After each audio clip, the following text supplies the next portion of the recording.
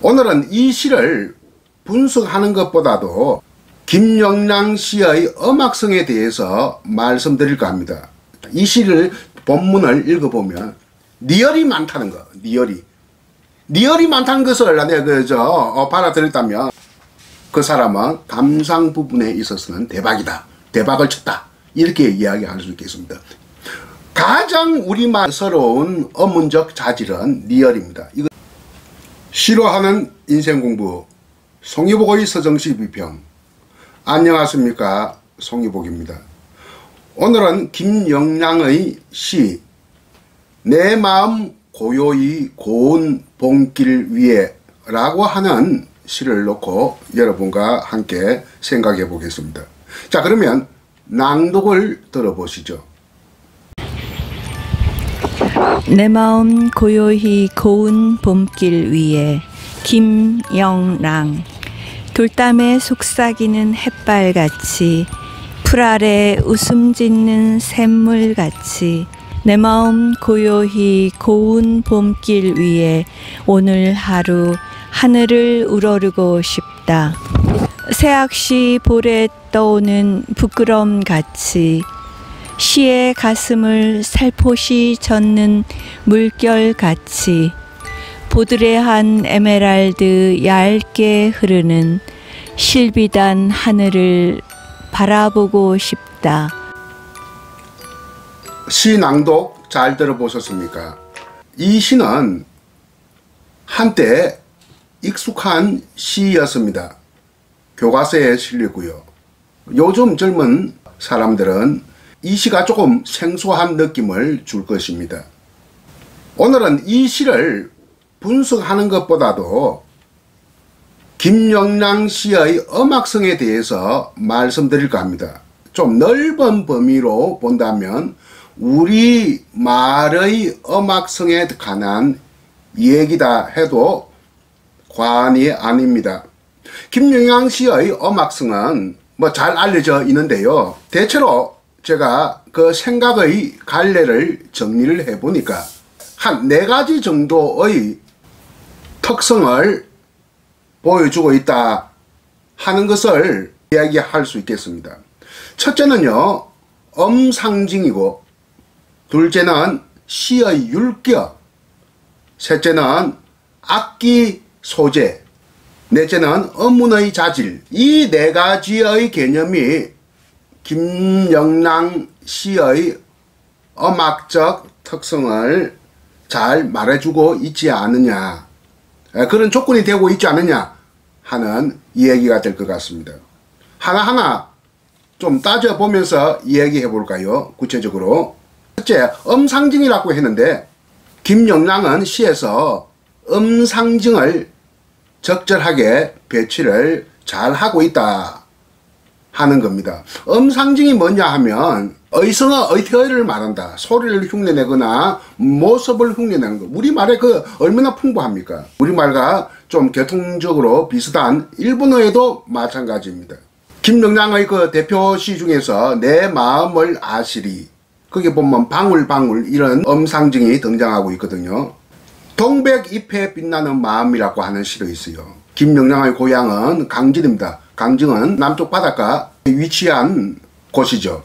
다산 정약용 선생이 조선시대에 유배를 했던 곳이기도 하죠. 따뜻한 곳이기 때문에 동백꽃이 많이 핍니다. 그래서 동백꽃에 관한 산문도 쓰기도 했습니다. 누가? 김영랑이 아니고요, 정약용. 정약용은 동백꽃을 산다라고 했어요. 산다. 매산자 차나무 할 때 다자.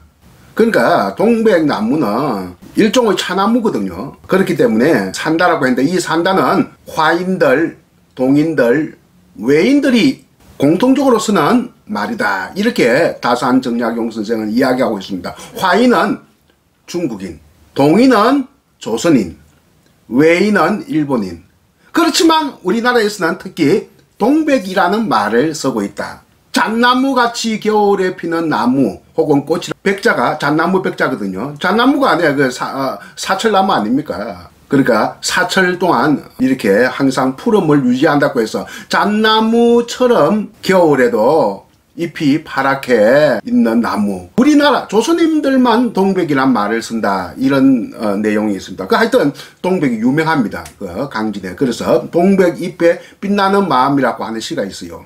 참 고향의 향토적 정서랄까 장소성을 잘 드러내고 있는 시인데, 그 시에 보면 도른도른이라고 하는 음상질이 나옵니다. 도른도른은 도란도란, 두런두런과 맥을 같이 하는 그런 어떤 변형된 음상징이다. 김영랑만의 느낌을 살린 그런 음상징이다. 우리가 흔히 아는 도란도란에 해당된다. 도른도른 혹은 두런두런에 해당되는 말입니다. 청명이라고 하는 시, 아주 좋은 시가 있어요. 거기에 보면 호르르 하는 음상징이 있거든요. 풀벌레 소리를 그렇게 표현을 하고 있는데, 김영랑 시의 그 텍스트 외에는 중복되지 않는 김영랑만이 창조한 그런 음상징이다. 이런 음상징들이 적절히 잘 배치되어 있기 때문에 김영랑 시가 음악적 특성을 가지고 있다. 이게 첫째입니다. 둘째는 뭘까요?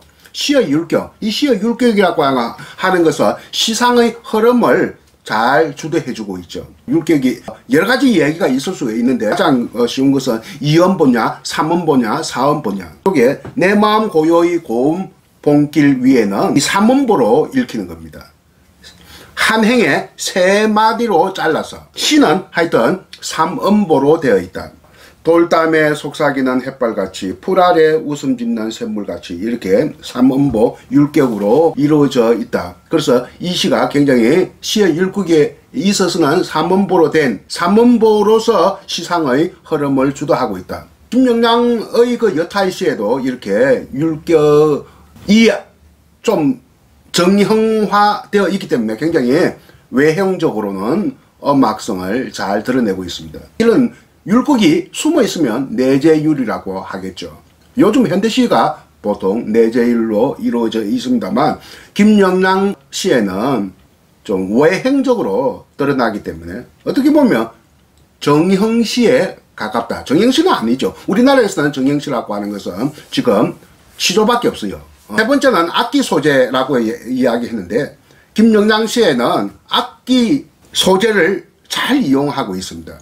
김영랑은 음악을 하려고 했던 사람입니다. 일본에 가서 또 음악 공부도 하고 성악을 하려고 했는데, 그 아버지가 그 음악은 그 강대나 하는 짓이니까 하지 말라고 간곡히 말려서 안 했다고 합니다. 그러나 평생도록 이 사람은 음악에 대한 관심이 많았고, 얘는 우리 국악에 관심이 많았습니다. 자, 호남에 원래부터 국악이라고 하는 풍류, 우리나라에서는 풍류를 보통 국악을 풍류라고 하는데, 음악을 보통 풍류라고 합니다.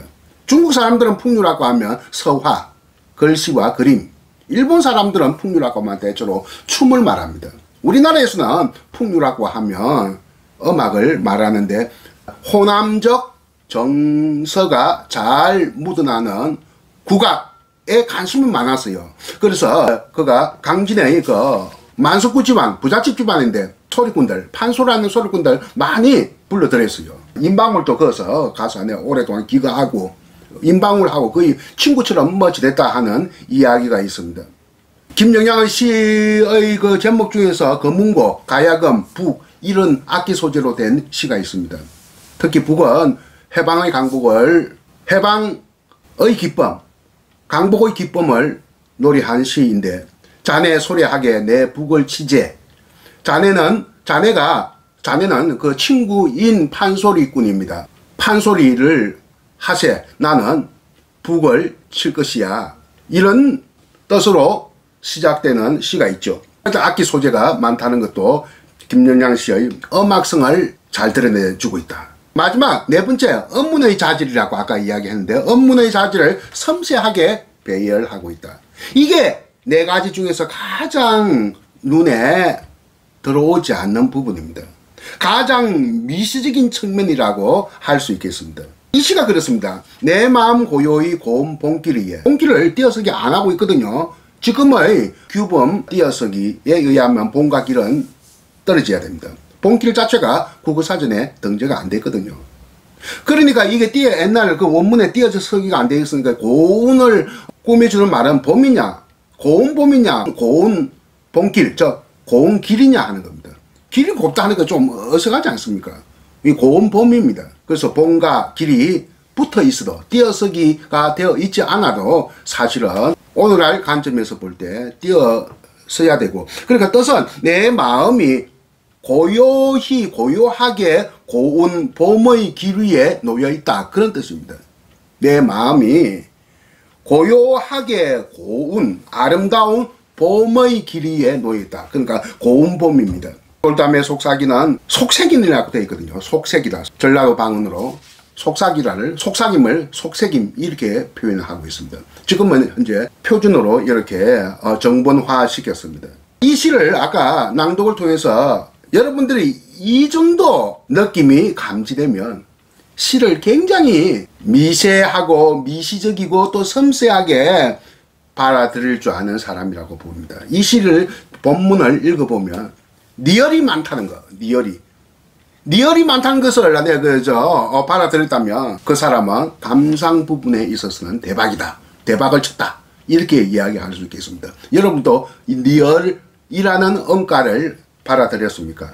가장 우리말스러운 어문적 자질은 리얼입니다. 이것을 유음이라고 하죠. 흐르는 소리. 대체로 이렇게 보고 있습니다. 우리말의 언가 중에서 랭킹 1위, 2위, 3위, 4위, 5위 5개를 건메랄, 은메랄, 동메랄, 네 번째, 다섯 번째, 이 5개의 언가를 고른다 하면 첫째가 뭔지 압니까? 리얼입니다. 둘째도 리얼, 셋째는 이영, 넷째는 리연, 다섯째는 미음입니다. 첫째도 리얼이고 둘째도 리얼. 우리가 리얼로 쓰지만 아주 미세하게 들을 수 있는 리얼의 소리값이 두 가지예요. 하나는 영어의 L에 해당되는 리얼, 하나는 영어의 R에 해당되는 리얼이 있어요. 그러니까 영어 L에 해당되는 리얼이 첫 번째 금메달, 영어 R에 해당되는 리얼이 두 번째 은메달, 세 번째 이영, 뭐 이렇게 되어 있다. 김영랑의 논문 중에서요, 특히 이게 음악적인 특성과 관련된 논문, 좋은 논문이 한 편이 있어요.